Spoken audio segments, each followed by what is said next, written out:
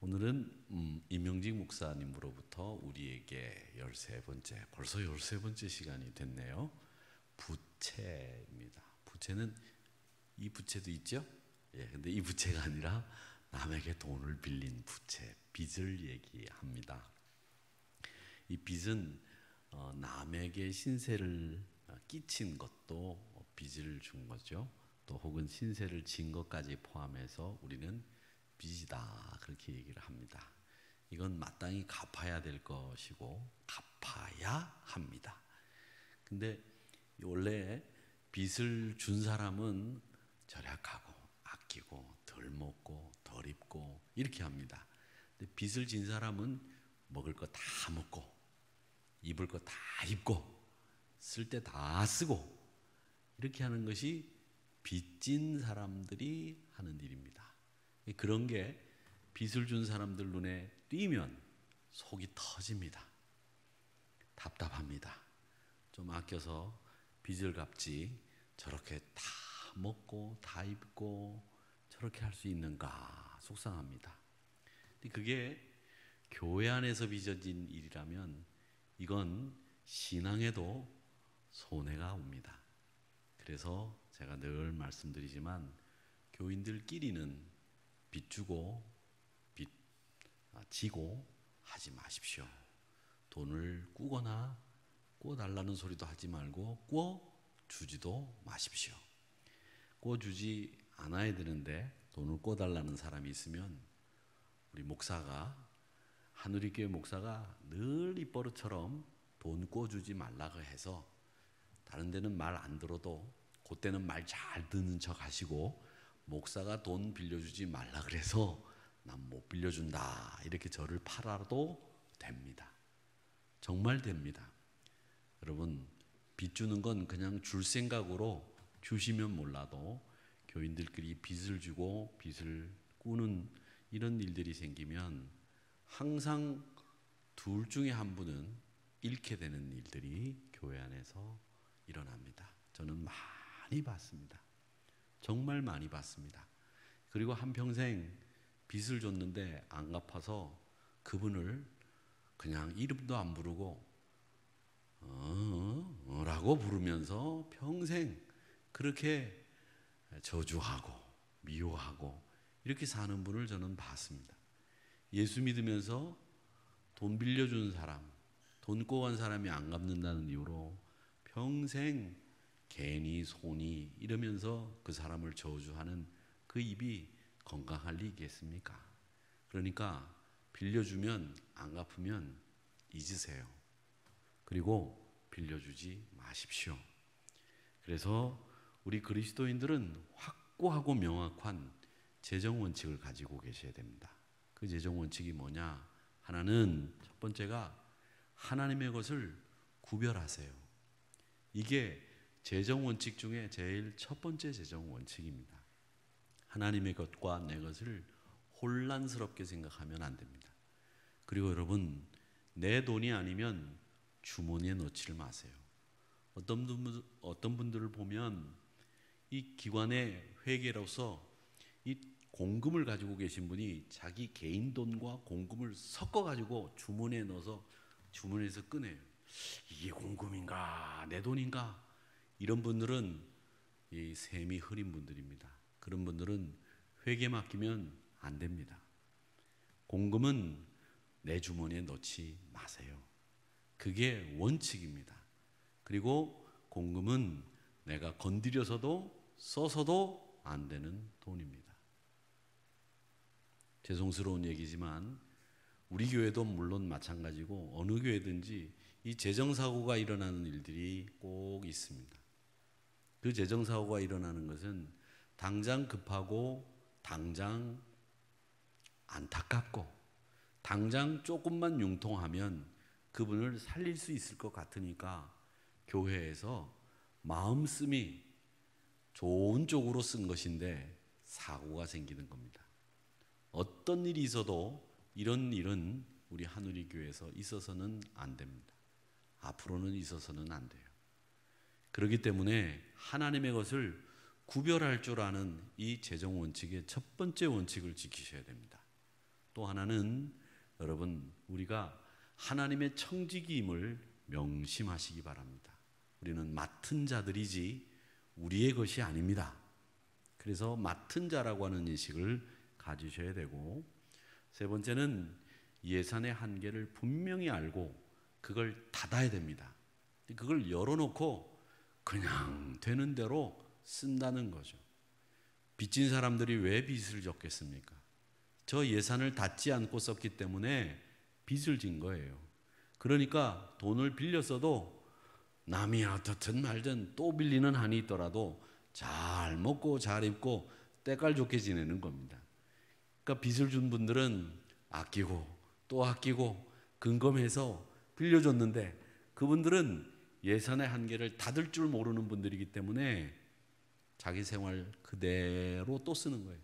그러니 빚을 준 분들이 속이 터지는 거죠. 여기 보니까 속이 터진 분들이 몇 분 계시기나 하네요. 여러분, 그렇기 때문에 빚을 줘서는 안 되고 예산의 한계는 항상 닫아야 됩니다. 그리고 네 번째로 우리는 빚은 당장 갚으세요. 그리고 가능한 한 빨리 갚으시기 바랍니다. 이게 빚이 주는 우리가 얼마나 큰 압박과 부담을 가지고 있는지 모릅니다. 그게 여러분 아무렇지도 않은 것 같지만 우리가 은연중에 생각 중에 빚을 지니고 있으면 그게 여러분 영혼에도 도움이 안 됩니다. 그러니까 당장 갚으시고 그리고 또 가능한 한 빨리 갚으세요. 특히 부부들끼리 빚을 지는 분들이 있어요. 여보, 나 10,000원이 없는데 10,000원만 빌려줄래? 안 갚아요. 갚으세요. 그것도 갚으세요. 그런데 그걸 남편한테 빌렸다고 안 갚는 분들이 우리 집에서는 그런 일 없습니다. 저는 꼭 받습니다. 기어이 받아냅니다. 그래서 치사하니 뭐니 이런 소리를 들어도 저는 받습니다. 여러분도 그 가까운 부부들끼리라도 돈을 빌렸으면 꼭 갚으셔야 됩니다. 아셨죠? 오늘 우리 장로님들, 집사님들 갚으신 분들 있으면 집에 가서 부인 권사님들한테 다 갚으시고, 부인 권사님들도 남편한테 빌린 거 있으면 다 갚으세요. 유튜브로 보시는 분들도 지금 당장 갚아요. 네, 갚으셔야 됩니다. 그리고 다섯 번째는 의의 열매를 맺으셔야 됩니다. 그리고 여섯 번째는 심고 거둠으로 우리의 자원을 배가시키는 거예요. 그냥 땀 흘림 없이 우리의 자원을 배가시키려고 하는 생각을 하지 마시고 심고 또 거둠으로 우리 자원을 배가시킨다. 이런 재정 원칙을 가지고 계셔야 됩니다. 일곱 번째는 땀 흘리지 않고 자원을 늘릴 생각은 하지 마세요. 이건 우리 그리스도인들에게는 도덕적으로도 마땅하지 않고 그리스도인의 삶에도 마땅하지 않은 겁니다. 이 7가지 그리스도인들의 재정 원칙을 꼭 지키면 여러분들은 빚지지 않고 꾸어주며 살 수 있는 분들이 되는데 꾸어주지 마시기 바랍니다. 우리 교회 안에서는 꾸어서는 안 됩니다. 그리스도인들은 이런 생활 원칙, 재정 원칙을 가지고 살아야 되는데, 그러면 이 빚이 다 나쁜 거냐? 결론적으로 말씀드리면 다 나쁜 건 아닙니다. 기업을 하시는 분들은 이 빚도 자산이다 이렇게 얘기하시는 분들이 있습니다. 자, 그럼 성경은 빚에 대해서 어떻게 이야기를 하고 있는지 우리는 살펴볼 필요가 있는데, 로마서 13장 8절의 말씀에 보니까 이렇게 얘기합니다. 피차 사랑의 빚 외에는 아무에게도 아무 빚도 지지 말아라. 남을 사랑하는 자는 율법을 다 이루었다. 이렇게 얘기하시면서 빚지지 말라고 얘기를 하시고 있습니다. 사랑의 빚 외에는 어떤 빚도 지지 마라. 이렇게 빚지는 일을 삼가라고 말씀하시고 있습니다. 또 잠언 22장 26절의 말씀에 보면 아주 중요한 말씀을 하고 있는데, 그게 뭐냐? 너는 사랑과 더불어 손을 잡지 말며 남의 일에 남의 빚에 보증 서지 마라. 여러분, 우리 집안에 보증 서 가지고 망한 분들 한두 분, 집안에 없는 분들 없을 겁니다. 보증 서 가지고 망한 분들 참 많습니다. 요즘은 보증을 안 쓰기 때문에 그렇습니다만은 예전에 보증 서서 은퇴하고 난 뒤에 집 가지고 있는 거 다 날리고, 보증 서 가지고 퇴직금 받은 거 다 날리고, 보증 서 가지고 그냥 다 평생 수고하고 고생한 걸 다 날린 분들 여러분 주변에 한두 분은 꼭 계실 거예요. 안 계신 분 혹시 손 들어 보실래요? 없지요? 봐요. 다 계시잖아요. 이게 우리나라 가계에 비치는 영향이 얼마나 컸는지 모릅니다. 그래서 보증 쓰지 말라고 했고, 남과 더불어 다른 사람과 더불어 손을 잡지 말라는 말은 뭐냐면 동업하지 말라는 말입니다. 내가 하면 나 혼자 사업을 해야지 동업을 하면 형제지간에도 원수되는 겁니다. 여러분 동업하지 마세요. 그리고 도박하지 마세요. 제가 늘 말씀드리는데 이 도박을 하면 손을 끊어도 끊을 수가 없는 게 도박입니다. 그래서 이 도박은 말이죠, 거울을 보고 내가 고스톱을 쳐도 치고 난 뒤에 돈이 안 맞아요. 거울을 보고 나 혼자 쳐도. 이게 도박이에요. 거기에는 속고 속이는 것만 있기 때문에 그렇다는 거죠.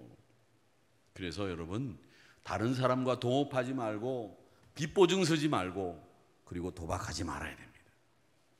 또 신명기 28장 12절 말씀에 보면 너를 위하여 하늘의 아름다운 보고를 여시사 아름다운 보배를 담아놓은 창고를 여시고 내 땅에 때를 따라 비를 내리시고 내 손으로 하는 모든 일에 복을 주시는데 내가 많은 민족에게 꾸어 줄지라도 너는 꾸지 아니할 것이다. 이렇게 축복해 주신 말씀이 이 신명기 28장 12절 말씀에 있습니다. 여러분은 복을 받은 사람들이고 꾸어 주어야 할 사람들이지 꿀 사람들이 아니라고 하는 것을 말씀 속에서 분명히 우리에게 이야기하고 있다는 겁니다. 여러분 빚이라고 하는 말을 대출이라고도 하는데 영어로는 모기지라고 합니다. 모기지. 이 모기지라는 말이 이 단어가 두 개가 합쳐진 말이에요. 빚, 모기지. 이 단어가 어떤 단어가 합쳐져서 모기지가 됐는지 여러분 모기지론 이런 얘기 나오지요. 그 모기지가 처음에는 저는 이 모가지를 끊는 건가 이런 생각을 했어요. 근데 이 모기지의 단어를 잘 알면 이 빚이 얼마나 무서운 건지를 알 수 있어요.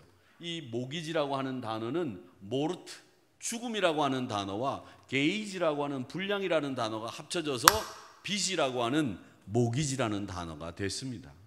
이 모르트, 몬, 이 에모가 들어가는 말은 죽음에 관련된 얘기예요. 요즘에 인터넷에 혹은 CNN에 보면 퀸 엘리자베스 여왕이 돌아가시고 난 뒤에 모으너 이런 말들이 많이 나오는데 그게 뭐냐? 조문객들이에요. 모은, 장례식이에요. 이 모르트라고 하는 말이 죽음이란 말이에요. 죽음의 분량이 뭐냐? 빚이에요. 그러니까 이렇게 빚진다고 하는 것은 엄한 일이고 분명히 갚아야 한다고 하는 것을 우리에게 이야기를 합니다. 그래서 우리 그리스도인들은 어떻게 해서든지 갚기를 위해서 애써야 되고 예산이 없이 갚을 능력이 없이 빚을 지는 일은 하지 말아야 됩니다. 그러면 목사님 아파트를 사는데 대출을 끼고 아파트를 샀는데 그건 나쁜 겁니까? 아닙니다. 여러분이 벌 능력이 있고 갚을 능력이 있으면 대출을 끼고 아파트를 사는 거 괜찮은 일이죠. 그런 것은 이 아파트가 남아있기 때문에 괜찮은 거예요. 여러분들이 갚을 능력만 있으면 여러분의 것으로 만들 수 있는 경제활동이고 방법이기 때문에 그런 일들은 빚을 지는 거라고 볼 수 없죠. 그래서 성경에는 갚을 부채에 예산이 없으면 빚지지 말라고 말씀하신 거예요.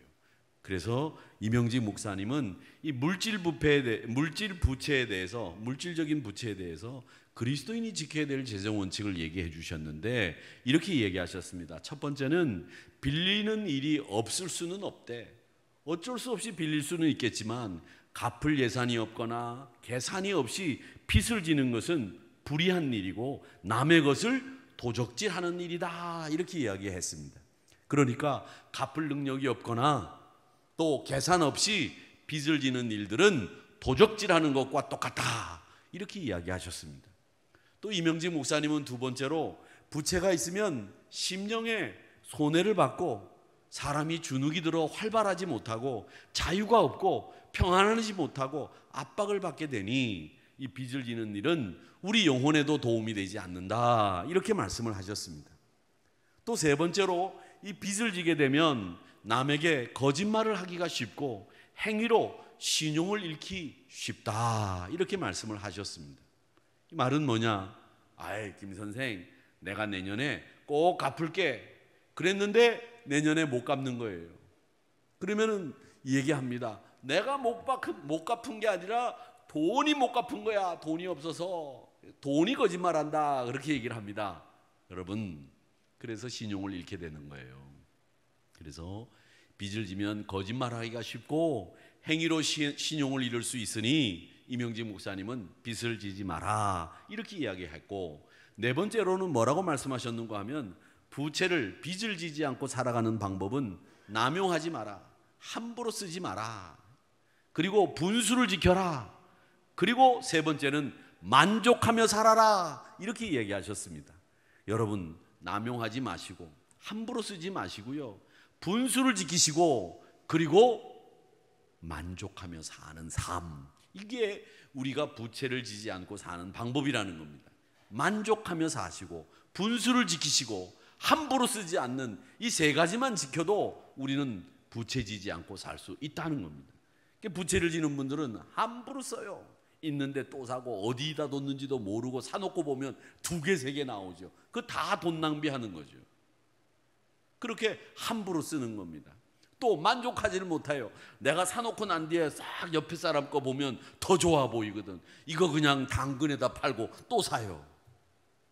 그런 일들이 얼마나 많은지 몰라요. 여러분, 만족하며 사셔야 됩니다. 그렇게 만족하고 함부로 쓰지 마시고 늘 우리는 자기의 분수를 지키는 일을 늘 지켜나가야 된다. 분수 지키자, 함부로 쓰지 말자, 만족하자. 요 세 가지 원칙이 바로 이명직 목사님이 말씀하신 재정 원칙이라는 것을 여러분 기억하시기를 바랍니다. 또 하나, 아멘 하시는 분들은 지금 아멘 하시기가 껄끄럽죠. 내가 빚을 져서 아멘 하는 것 같아 보이기도 하시지만 이건 빚을 지든 안 지든 우리가 다 앞으로 지켜야 될 원칙들이니까 아멘 크게 하셔도 빚 졌다고 생각 안 할 테니까 크게 아멘들 하시기 바랍니다. 아멘. 네, 아멘입니다. 네, 그렇게 하셔야 됩니다. 그 다음에 또 하나, 빚진 분들은, 빚을 지는 분들은 생각을 바꿔야 될 게 있습니다. 빚을 지는 분들은 항상 어떤 생각하느냐? 내가 할 수 없는 거, 내가 할 수 없는 거, 여기에 관심을 기울이고 이걸 자꾸 사람들한테 얘기합니다. 야, 내가 돈이 없어서 못 갚았지, 내 마음은 돈 갚고 싶은 마음이야, 이런 마음을 가지고 상대를, 채권자를 상대한다는 겁니다.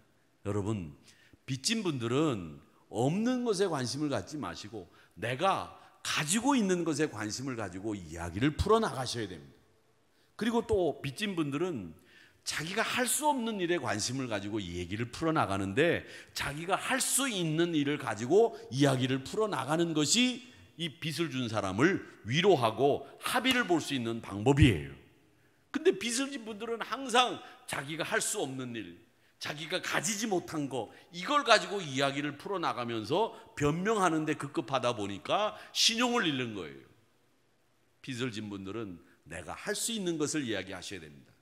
그리고 빚을 진 분들은 내가 가지고 있는 것을 이야기해야 된다. 이걸 우리는 꼭 기억하셔야 됩니다. 여러분, 그리스도인들이 이 재정 원칙을 지키지 않아서 교회 안에 이야기들이, 또 사단이, 귀신이, 마귀가 역사하는 일들이 비일비재합니다. 진짜 혼란스러운 일들이 많이 일어납니다. 제가 부목사 시절에 아현교회 유명한 목사님이 계셨어요. 아현성결교회라고 제가 말씀드리는 이유는 이제는 이야기를 해도 되기 때문에 그렇습니다. 그런데 그 아현성결교회 목사님이 계셨는데 이 목사님이 얼마나 이 교인들 간에 이 돈놀이하고 이 빚 때문에 교회가 시끄러웠는지 교회가 조용할 날이 없었어요. 그래서 목사님이 그 옛날 재민이라고 하는 승용차를 타고 동작동 앞, 현충원 앞을 지나가다가 그 생각 때문에 목사님도 끌려가 가지고 조사를 받았거든요. 교인들끼리 돈 거래하는 것 때문에. 목사님이 잠깐 아차하는 순간에 그게 이 동작동 현충원 앞이 이 교차로가 굉장히 깁니다. 거기서 신호를 안 보고 그냥 가시다가 옆에 트럭이 와가지고 받는 바람에 그 자리에서 돌아가셨어요. 그래가지고 교회가 난리가 났습니다. 그게 벌써 40년 전 되는 일인데 그런 일이 있었어요. 그래가지고 그 교회가 소란스러울 때에 부목사님이 누구였느냐? 얼마 전에 은퇴하신 조원근 목사님이 그 교회 부목사님이셨어요. 근데 그 어려운 가운데 부목사님이 그 교회를 수습하고 막 애쓰시고 난 뒤에 눈물을 흘리면서 정말 교회를 잘 건사하고 난 뒤에 그 교회 후임으로 누가 오셨느냐면 신촌교회 원로 목사님이신 이정희 목사님이 춘천에서 딱 부임하신 거예요. 그리고 난 뒤에 이정희 목사님이 신촌교회로 가시고 나니까 교인들이 교회가 그렇게 어려울 때 부목사님이셨던 조은근 목사님이 그 교회를 수습하고 안정화시키는데 제일 공로가 크다. 그 목사님을 우리가 이정희 목사님 후임으로 담임 목사님을 모시자. 그래서 조은근 목사님이 오셔서 목회하시다가 얼마 전에 은퇴하신 거예요. 그런 일들이 있었어요. 그렇기 때문에 목사가 빌린 돈도 아니고 목사가 꿔주라는 돈도 아닌데 교인들은 나중에 뭐라 그런지 아세요? 목사가 조금이라도 그 돈 빌린 사람과 가까우면 그 돈 꿔준 사람들이 얘기하기를 뭐라고 얘기하느냐? 목사가 말이야 돈을 빌려줘라고 해가지고 내가 돈을 빌려줘가지고 못 갚게 돼, 받지 못하게 됐다, 이렇게 얘기하는 거예요. 그러니까 돈에 관련돼서는 저한테 오지를 마세요. 오지를 마세요. 오들들 마세요. 제가 문을 열어드리지 않습니다. 근데 그렇게 돈을 빌린 분들이 교회 헌금도 많이 하고 헌신도 많이 하는 분들이 돈을 빌린다. 이 문제가 되는 거예요. 왜? 헌신을 많이 하고 헌금을 많이 하고 그러니까 목사가 아무래도 헌신을 많이 하고 헌금을 많이 하니까 기도라도 한 번 더 해주려고 만날 일도 많으니까 목사가 만나가지고 잘한다고 등 두드려줬는데 나중에 이 사람이 보니까 교인들한테 돈을 안 빌린 사람들이 없는 거예요. 그리고 이 사람이 돈을 안 갖고 어디론가 날아가고 도망가고 그래버리면 어떻게 되느냐? 그게 다 목사 책임이 되는 일들이 비일비재하게 교회 가운데 있었다는 거예요. 그러니까 여러분, 갑자기 헌신 많이 하시고 헌금 많이 하시는 분들, 제가 이름 부르고 우리는 그런 교회들 없지만 그런 분들 조심하셔야 돼요. 그런 분들 조심하셔야 됩니다. 그러니까 여러분, 하나님이 우리에게 주신 지혜를 가지고 사탄이 우리 영혼을 혼탁해 하지 않게, 우리 교회를 흔들리지 않도록 하기 위해서는 여러분, 돈 거래는 정말 조심하고 또 조심해야 되는 것이다. 이걸 여러분 꼭 기억하시기를 바랍니다. 그래서 우리는 하나님이 우리를 얼마나 사랑하시는지를 안다면 우리가 가지고 있는 것에 만족하고 함부로 쓰지 마시고 늘 우리가 자기 분수를 지키는 일을 하는 것이 필요하다라고 하는 겁니다. 자, 그리고 또 어떤 분들은 이제 생각해 볼 것이 또 하나 있는데, 어떤 일이 있냐면 빚을 청산하지 않은 상태 속에서 헌금을 드리는 문제를 생각해 볼 필요가 있습니다. 옛날 목사님들은 헌금을 빚을 내서라도 해라 이렇게 얘기하셨고요. 제가 우리 교회가 여기다가 교회를 지으면서 건축 헌금한 분들의 명단을 지금도 가지고 있고 제가 한 번씩 본다고 말씀을 드렸는데, 제 책상 뒤에 코팅이 딱 돼 있는 옛날 그 명부를 제가 가지고 있어요. 그걸 잘 봅니다. 보는데 그 보면 이분이 이렇게 많이 하실 수 있을까? 이렇게 생각되는 분들이 계세요. 제가 오래된 분이라도 그분의 형편을 대충은 알거든요. 근데 그렇게 하신 분들이 있는데 정말 힘에 지나도록 헌금하신 분들이 계시더라고요. 근데 옛날 목사님들은 부흥회를 하면서 빚을 져서라도 하나님 앞에 헌금하라고 가르치셨어요. 그래가지고 부흥회 끝날 쯤 되면 자녀들을 위한 헌금을 하라고 봉투들을 다 준비해서 헌금하라고, 부흥회 마지막 날은 자녀를 위한 부흥회 시간이라고 그렇게 얘기를 해가지고 헌금을 하라고 시킵니다.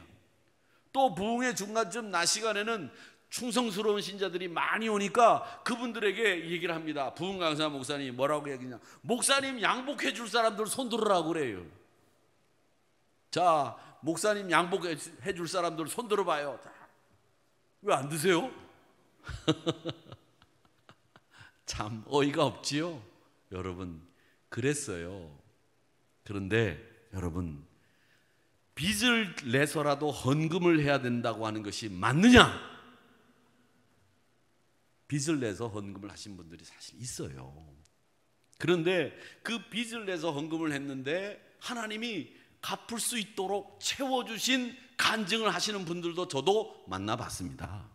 그런 분이 분명히 계세요. 그런데 저는 그분들을 잘못했다, 그분들을 잘했다 이렇게 말씀드리고 싶은 생각에서 이 말씀을 드리는 게 아닙니다. 저는 그건 여러분들 판단에 맡겨드리고 여러분이 알아서 판단하시는데, 제 개인적인 입장은 지금까지 말씀드린 논조나 설교의 내용으로 볼 때 어떤 것이 제 입장인지 여러분 짐작하실 거예요. 그런데 그걸 하지 마라 하라 이렇게 얘기하는 제가 공식적으로 설교 시간에는 하지 않겠지만 여러분이 제 입장을 눈치채셨을 거예요. 여러분에게 원칙 하나를 세워드립니다. 여러분, 헌금을 드리거나 바치는 것은 항상 내 것으로 한다. 이 원칙을 지키시기를 축원합니다. 이 원칙을 지키셔야 돼요. 드리거나 바치는 것은 항상 누구 걸로? 내 걸로. 항상 드리거나 바치는 건 누구 걸로? 아버지 거로? 부인 거로? 남의 거로? 아닙니다. 헌금은 바치거나 드리는 일은 항상 내 것으로 한다. 이 원칙을 지키면 여러분 헌금 생활 제대로 할 수 있습니다. 그리고 하나님이 여러분의 삶 속에 늘 생활 속에 풍성함을 더하신다라고 하는 것을 저는 믿습니다. 그렇기 때문에 이 원칙만 지키면 돼요. 다른 거 지키지 마시고 드리거나 바치는 일은 항상 내 것으로 한다. 남에게 속한 것을 가지고 남의 것을 가지고 드리고 베푸는 거 거짓이고 위선이 될 수 있습니다. 내 것이 되지 않은 걸 가지고 내 것인 것처럼 드리고 바치지 말란 말이에요. 제가 시골에서 목회할 때 그런 일들이 있었어요. 어떤 권사님이 저한테 오셔가지고 그때 막 증권이 요즘 중국처럼 증권이 막 붐을 일으키는데 시골 권사님인데도 증권을 사신 모양이야. 저한테 와가지고는 뭐 때문에 저한테 그렇게 잘 보이시려고 그랬는지 지금도 그 권사님 이름도 안 잊어버려. 박종목 권사. 왜 안 잊어버려지지 모르겠어요. 그 권사님이 저한테 오셔가지고 하는 소리가, 목사님, 제가 증권에 투자를 했는데 이 증권이 막 올라가는데 3배만 되면 제가 교회에다 1,000,000원 헌금하겠습니다 그러더라고요. 근데 지금까지 제가 1,000,000원 그 교회에다 헌금했다는 소리를 못 들었어요. 제가 지금까지 2022년 될 때까지. 그러니까 안 하고 돌아가셨음에 틀림없어. 그건 뭐냐? 3배 되거든 헌금하겠습니다. 내 걸로 헌금하겠다는 말하는 거 아니잖아요. 3배 되면 헌금하겠습니다. 내 걸로 헌금하는 겁니까? 아니죠. 내 거가 됐으면 바치겠다고 말하세요. 내 거가 되지도 않았는데 그걸 가지고 목사 앞에 와서 바치겠다고 얘기하는 건 거짓말을 한 셈이 되잖아요. 하나님 앞에, 사람 앞에. 그러니까 빌려서 헌금하지 마시고, 또 드림은 나의 드림이 되어야 된다. 혹시 빌려서 헌금을 하셨다고 한다면 그걸 갚아야 여러분의 드림이 되는 거지, 여러분이 갚지 못하면 여러분의 드림이 아닙니다. 그게 아무리 많은 돈을 헌금해도 여러분의 드림이 아니에요. 내 드림이 되기 위해서는 내가 그걸 갚아야 된다는 거죠. 그러면 내 것으로 드린다. 이걸 꼭 기억하시기를 바랍니다. 제가 너무 오늘 이 돈에 관련된 얘기를 많이 해서 죄송합니다만은 참 이 돈 관리는 교인들에게 중요한 일인데 여러분들이 제가 오늘 지금까지 말씀드린 거 꼭 지켜주시기를 간곡히 부탁을 드립니다. 제가 이 돈 때문에 낭패를 많이 당했었어요. 제가 전에 교회에서는 여자 전도사님이 교인들한테 돈을 빌린 거예요. 교인들한테도 목사가 돈 빌리지 말라고, 돈 꿔주지 말라고 그랬는데 여자 전도사가 돈을 빌린 거예요. 제가 어떻게 했겠습니까? 단칼에 쫙. 이야, 그거 정리하는데 진짜 저 머리털 이거보다 더 많았는데 거기서 한 10,000원 빠졌을 거예요. 정말 힘들더라고요. 다른 것보다도 더 힘들어요. 이 돈에 관련돼서는 사람들이 첨예해지거든요. 한치의 양보도 없거든요. 그렇기 때문에 교회에서 타협의 여지가 없게 됩니다. 그 교회 공동체가 혼란에 빠지는 건 순식간이에요. 그래서 여러분, 돈 관리, 돈 빌려주지도 말고 돈 꾸지도 마라. 제가 그렇게 말씀드리는 겁니다. 자, 이명직 목사님은 이 물질의 부패에 대해서 이렇게 이야기를 하시면서 분수 지켜라, 함부로 쓰지 마라, 그리고 만족해라, 이 원칙을 얘기하셨는데, 이명직 목사님은 이 물질의 부채 말고도 죄악의 부채, 그 다음 은혜의 부채, 영혼의 부채, 이 세 가지 부채가 우리에게 더 있다고 말씀하셨습니다. 자, 이 죄악의 부채라고 하는 것은 하나님 앞에 범죄함으로 우리가 가지게 되는, 하나님 앞에 갖는 부채라는 거예요.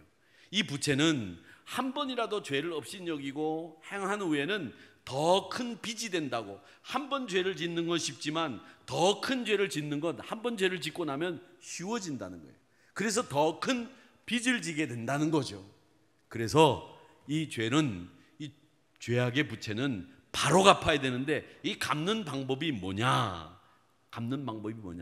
회개하고 돌이키는 것이다, 이렇게 말씀을 하시고 있습니다. 근데 재미있는 말씀을 이명직 목사님이 얘기하시는데, 이 죄의 빚에 대해서는 연대 보증자가 있대요. 그게 누구냐? 마귀다, 이렇게 얘기하시면서 심판대 앞에서 부인하지 못할 것이니 양심에는 평안함이 없고, 마귀가 우리가 죄 지었다는 걸 심판대 앞에 가서 섰을 때 보증을 서서 얘기한다는 거예요. 우리는 얘기 안 해도 가만히 있는데 마귀가 옆에 와가지고 저 사람 죄 졌어요, 하나님 앞에 그렇게 고자질하면서 죄진 것에 대해서 보증을 쓴다는 거예요. 그게 마귀가 하는 일이라고 이명직 목사님은 말씀하시고 있습니다. 재미있지 않습니까? 여러분, 그래서 우리는 죄에 대해서 연대 보증자인 이 보증자처럼 구는 이 마귀 앞에서 이 마귀의 행동에 대해서 분명하게 우리는 알아야 될 것이, 이 빚을 해결할 수 있는 방법은 뭐냐? 자복하고 회개하는 일이 우리의 죄악의 부채를 해결하는 길이다, 이렇게 이야기하셨습니다. 자, 그 다음에 은혜의 부채인데, 이 은혜의 부채는 바울이 로마 교회에 보내는 편지에 쓴 말씀을 가지고 이야기를 하셨는데, 로마서 8장 12절 말씀 우리가 오늘 또 읽었고, 8장 2절의 말씀도 읽었고, 12절의 말씀을 제가 읽어보겠습니다. 그러므로 형제들아, 우리가 빚진 자로 돼 육신에 져서 육신대로 살 것이 아니니라, 이렇게 말씀을 하시면서 우리는 빚진 자다, 이렇게 이야기하셨습니다. 또 빌레몬서 1장 19절 말씀에 보면, 빌레몬서 1장 19절의 말씀에 보면 바울이 이제 이 빌레몬서는 오네시모 때문에 빌레몬이라고 하는 오네시모 주인에게 쓴 편지잖아요. 근데 바울이 그 빌레몬에게, 오네시모의 주인인 빌레몬에게 편지를 쓰면서 내가 갚으려니와 네가 이 외에 내 자신이 내게 빚진 것은 내가 말하지 아니하노라. 내가 이 오네시모를 위해서 빚진 것밖에는 빚진 게 없다, 이 얘기를 하는 거죠. 그러면서 이 은혜의 부채는 어떻게 갚아야 되느냐 하면 다른 게 아니다. 은혜의 부채는 전도하는 길이 은혜의 부채를 갚는 거다. 그래서 우리가 빚진 자로다라고 하는 바울의 이야기는 전도함으로 내가 받은 은혜의 부채를 갚아야 된다, 이렇게 이야기하셨습니다. 그러면서 주기도문을 이명직 목사님은 바꾸어서 이야기하시는데, 우리가 우리에게 부채 있는 자를 사하여 준 것 같이 우리의 부채도 사하여 주시옵소서, 그렇게 주기도문으로 외우시면서 우리도 이 은혜의 부채를 갚아야 되는데 그건 전도하는 일밖에는 없다는 겁니다. 그래서 죄악의 부채는 자복하고 회개해야 된다, 은혜의 부채는 전도해서 갚아야 된다, 이 갚아야 되는 방법들을 이야기하고 있는 겁니다. 마지막으로 영혼의 부채가 있는데, 이 영혼의 부채에 대해서는 로마서 1장 14절에서 말씀을 합니다. 헬라인이나 야만인이나 지혜 있는 자나 어리석은 자에게나 다 내가 빚진 자다, 이렇게 말씀하시는데, 이게 영혼의 부채라는 거예요. 이 영혼의 부채는 천하만국 모든 사람들에게 복음을 전해야 될 의무, 부채가 우리에게 있다, 이 말씀을 하시는 것이 영혼의 부채입니다. 그래서 이 말씀을 하시면서 이명직 목사님은 마게도냐인이 바울의 환상 속에 나타나지 않습니까? 그 바울의 환상 속에 나타나는데, 사도행전 16장에 보면 이제 바울이 아시아로 가려고 해요.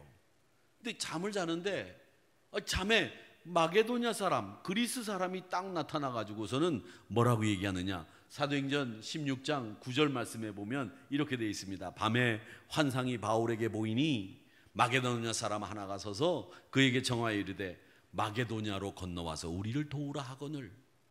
그리고 고린도전서 9장 16절에 보면 이런 말씀이 있습니다. 내가 복음을 전할지라도 자랑할 것이 없는 것은 내가 이건 꼭 해야 되는 일이기 때문에 부득불 할 일임이라. 이건 내가 꼭 해야 되는 일이기 때문에 만일 복음을 전하지 않으면 내게 화가 있을지도 모르겠다. 이렇게 얘기하면서 나는 꼭 복음을 전하겠다. 이 말씀을 하시는 것이 바로 영혼의 부채가 있는 바울의 모습을 우리에게 보여주고 있는 거다. 이렇게 이야기를 하시면서 이 영혼의 부채는 세계 만민에게 복음을 전파하는 것이 우리가 영혼의 부채를 갚는 길이다. 이렇게 이야기하셨습니다. 은혜의 부채는 전도하는 것으로, 영혼의 부채는 세계 만민에게 선교함으로 복음을 전파함으로 갚을 수 있고, 죄악의 부채는 자복하고 회개함으로 갚을 수 있다라고 말씀하셨고, 우리 물질의 부채를 지지 않기 위해서는 만족해라, 분수하라라, 그리고 함부로 쓰지 마라, 이렇게 이야기하시면서 이명직 목사님은 물질의 부채, 죄악의 부채, 물질의 부채, 죄악의 부채, 영혼의 부채, 은혜의 부채를 갚는 방법들을 쭉 이야기하고 계시다는 겁니다. 여러분, 이 부채라고 하는 설교에 대해서 여러분들이 이제 머릿속에 다 넣어두신 거예요. 죄악의 부채는 자복하고 회개해서 갚아라. 기억하시겠지요? 이제 물질의 부패는 만족해라, 함부로 쓰지 마라, 그리고 분수를 지켜라, 이걸 가르치셨고, 은혜의 부채는 우리가 전도함으로 갚을 수 있다. 영혼의 부채는 세계 만국 모든 사람들에게 복음 선교를 할 때 갚을 수 있다. 이렇게 말씀하셨습니다. 요걸 여러분 머릿속에 잘 넣어두셔서, 또 제가 말씀드린 재정 운용의 법칙들을 이걸 잘 기억하셔서 내 것으로만 드린다라고 하는 원칙도 기억하시면서 여러분 신앙생활 하신다고 한다면 여러분 항상 건강하고 건전한 신앙생활을 할 수 있다. 저는 그렇게 믿습니다. 그래서 죄악의 부채에는 지지도 마시고, 영혼의 부채와 은혜의 부채는 우리가 갚아도 또 갚아야 되는 거니까, 이것은 영혼의 부채와 은혜의 부채는 계속 갚으면서 신앙생활 하시고, 죄악의 부채와 물질의 부패는 지지도 말고 가까이 가지도 말고 보지도 말고 항상 건강하게 부채지지 마시고 살아가는 여러분들이 되시기를 주님의 이름으로 축복합니다. 그래서 우리가 이주명직 목사님이 마지막으로 한 이 네 가지의 부채는 어느 것이든지 우리가 세상에 있는 동안에 항상 갚아야 되는데, 제가 바라기는 죄악의 부채, 물질의 부채 지지 마시고 꾸어주는 여러분들 되셔서 신명기 28장 12절의 말씀처럼 꾸어줄지라, 이런 축복의 분들이 되시고, 우리는 하나님의 사랑에 빚진 자로서 은혜의 부채, 영혼의 부채는 늘 갚으면서 신실하게 살아가는 여러분들이 되시기를 주님의 이름으로 축복합니다. 축복합니다. 이제 부채에 대해서 정확하게 여러분 아셨죠? 그래서 우리 금전 생활에서도 항상 건강하고 건전하게 승리하시기를 주님의 이름으로 축복합니다.